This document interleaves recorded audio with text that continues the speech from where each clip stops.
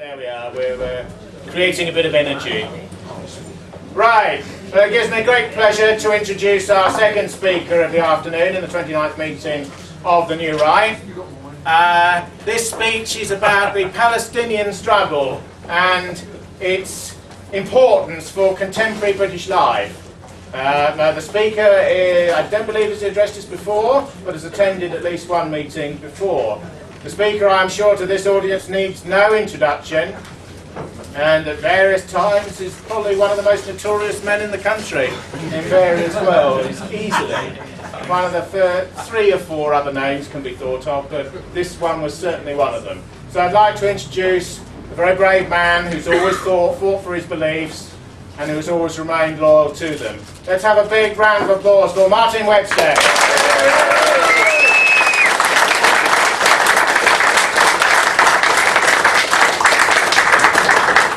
Thank you, everybody. I'd like to thank Jonathan and Jez and Troy for their kindness in inviting me to speak to you today.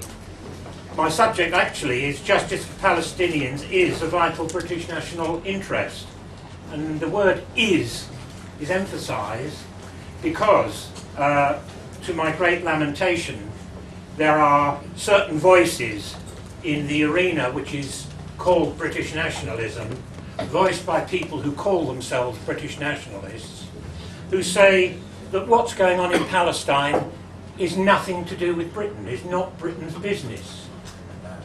And I so profoundly object to that this is what has prompted me to choose this subject for my talk to you this afternoon. Because the expression of that kind of attitude is symptomatic. It's one of the boils on the body of the British nationalist movement at the moment, which indicates the overall sickness of that body. And I believe that the expression of that point of view, and I'll develop this idea as I go along, is expressed by people who've gone into politics maybe when they were very young, as young idealists, but very soon have become practical careerists. And they know that the forces at large in the world today which can make or break political parties within the mainstream, within the establishment, are the forces which created and run Israel. And that if they, as British nationalists, are to have a hope in their particular miserable lifetime of having a career and money in the bank and the press saying nice things about them, then that's one of the itches they've got to scratch. That what's going on in Palestine is none of Britain's business. What it bloody well is.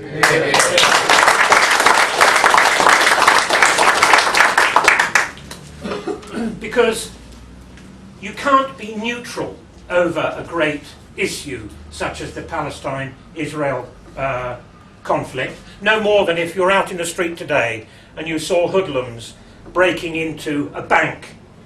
You couldn't say, well, I don't have an account at that bank. It's not my business. You would possibly, well, you would certainly be open to social criticism as a coward and not a proper citizen. And you may even be open to some sort of prosecution for dereliction of your citizen's duty. Or if you weren't available for such a prosecution, then you really well ought to be. My favourite recollection of not being neutral when a bank is robbed, you may all remember the first in the Dirty Harry series, when Clint Eastwood is having his hot dog out in an open-air stall and he notices the bank over the road is being robbed. So he tells the hot dog stall, ring up downtown and tell them to bring along some backup and I'll wander over the road. And he wandered over the road and pulled out this enormous thing. Where he kept it in his trousers, I don't know. And when this gang of black robbers came out, he gave them one notice that they were to be good boys and to put down the money and the guns. They ignored him. Boom, boom, boom. That is the kind of social responsibility that a policeman should certainly have and ordinary citizens should have. Now, Britain is one of the nations in the world it cannot be in Britain's interests, and it cannot be in the interest of the world to have a festering sore like Palestine being conducted before our very eyes for decade after decade after decade. I won't go into too much detail over the justification which the Zionists advance for stealing this particular part of Arab land.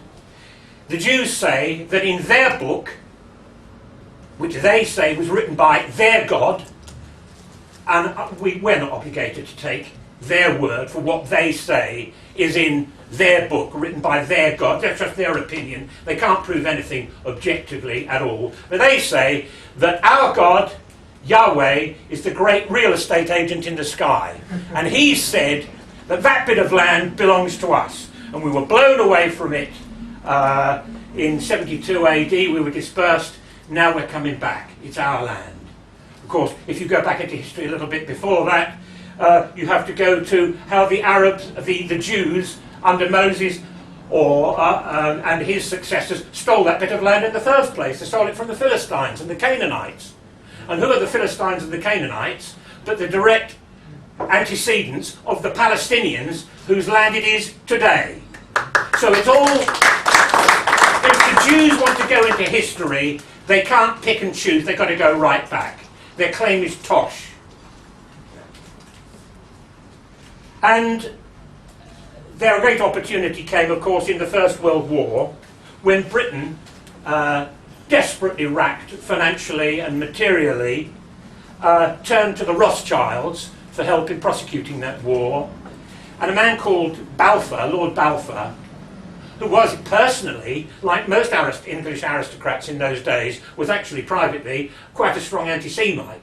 But he wrote a letter to Lord Rothschild, which has become infamous in our history books now as the Balfour Declaration, where he said that in turn, not in precise terms that I can recollect, but the gist of it all was that if you help us with money now, then I know that you're supporting Herzl's Zionist movement will facilitate you to take over Palestine when all this mess is finished. All very well and good, and you may think that short term he was acting in the British national interest. But from the Palestinians' point of view, whose land it was, Balfour had absolutely no right or title to Palestine and had absolutely no right or title whatsoever to give away those people's land. It's on that the Jews claim a legal basis for what they did, but there's no legal basis for it whatsoever. And after the Second World War, their claim was further supercharged, of course, by the Holocaust. Now, I don't intend to go into the mire of Holocaust revisionism here, but whatever the truth of the Holocaust story is, and I'm not going to debate it here today, it's not my subject, but whatever the truth of that matter is, Palestinians weren't concentration camp guards. Palestinians didn't scatter diatomite crystals of hydrocyanic acid into these gas chambers. This is the story. Palestinians had nothing to do with it. I understand the Grand Mufti of Jerusalem, who was a nominal figure with no actual real political power, but a certain prestige, was so fed up with the way the British authorities was tolerating Jews from Europe to infiltrate their country, and because Hitler said that that was a wrong thing that Britain was doing, that man thought, well, I'm a bit more pro-Hitler than I am pro-Britain. And from the Palestinian point of view, it's their land. You can understand them saying that. But after the Second World War, the real pressure was put on, and Britain was given by the United Nations mandate control over the land of Palestine. Lord Allenby and with the British Army and with Lawrence helping him with his Bedouin irregulars, had liberated Palestine from the Turkish yoke, and because of that connection, the United Nations gave Britain the mandate authority to administer that territory. And Britain did its best to protect, in my opinion, particularly the Attlee government after the war. And though I've never been a Labour Party voter or let alone a member, I have to tell you that when you read your history books of the second half of the 20th century, you'll see that for all its manifold faults and wickednesses, the most patriotic government, or might we say the least unpatriotic government that Britain had after the Second World War was the Attlee government. They got us the bomb, for example. We wouldn't have had the atomic bomb without the decision of that little man Attlee. And our Foreign Secretary then, Ernie Bevin, a great patriot, illegitimate son, a carter's lad in Bristol in the days when carts were still pulled by horses. He worked his way up through the trade union movement and the Labour Party, and he stoutly defended the Palestinians. Of course, you had the Jewish element in the Labour cabinet then, Herbert Morrison, who was the father or the grandfather of that lovely man, Peter Mandelson. Right. And he was, Morrison was very much in the cabinet in favour of the Zionists. He'd been bought out at an early stage. And there's the famous story about somebody talking to Ernie Bevin, praising up Morrison, and Ernie Bevin grumbled and indicated that he didn't approve. And he said, "Oh, well, but perhaps he's his own worst enemy." "Oh, no, not while I'm alive, he's not." And Ernie Bevin supported British presence in Palestine, supported our mandate,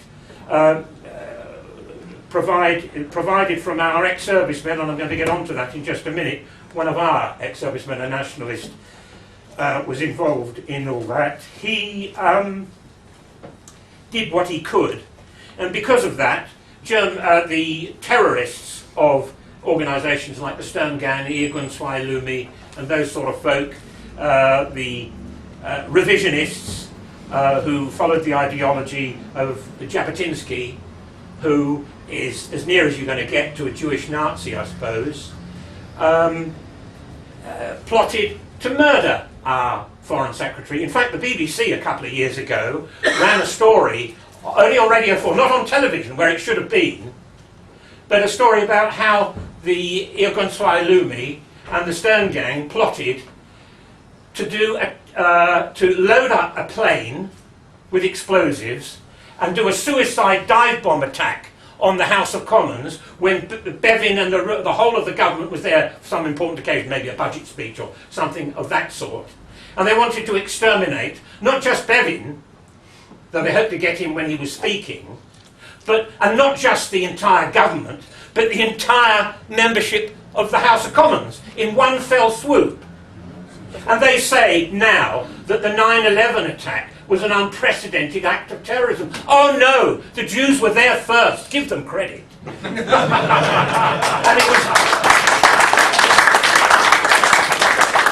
And it was only pressure from the Haganah who said that such an act was just that little bit over the top and would be counterproductive.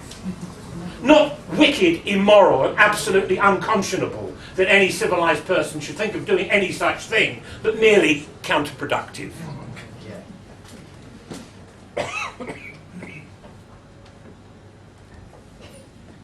And the justification, after they'd started their invasion after the Second World War with these various boats going out there and the British government doing what it could to stop this,